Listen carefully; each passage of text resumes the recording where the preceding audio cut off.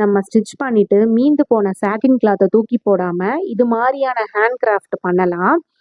அது என்னன்னாக்கா ஒரு சின்ன ஒரு ரோஸ் தான் வந்து ஒரு ஹேர் பின்னில் வந்து நான் செட் பண்ண போகிறேன். அதுக்கு வந்து எனக்கு தேவையான அளவுக்கு நான் கிளாத் கட் பண்ணி எடுத்துக்கிட்டேன்.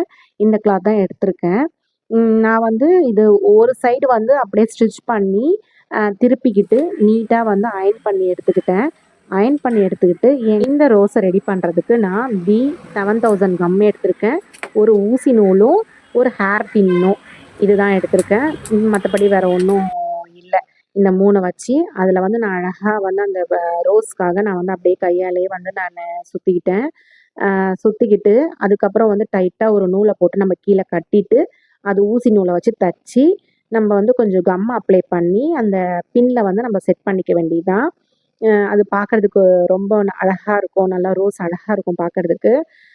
நீங்களும் இது மாதிரி உங்கள் குழந்தைங்களுக்கு ட்ரை பண்ணி பாருங்கள். இது ஃபைனல் வந்து இதுதான். இந்த குழந்தைக்கு போட்டோன்னே அவள் எவ்வளோ ஹாப்பியாக இருக்கா பாருங்கள். அவள் ரொம்ப பிடிச்சி போச்சு அவளுக்கு. இந்த வீடியோ உங்களுக்கு பிடிச்சிருந்தா ஒரு லைக் அண்ட் கமெண்ட் பண்ணிவிட்டு என்னுடைய சேனலை சப்ஸ்கிரைப் பண்ணி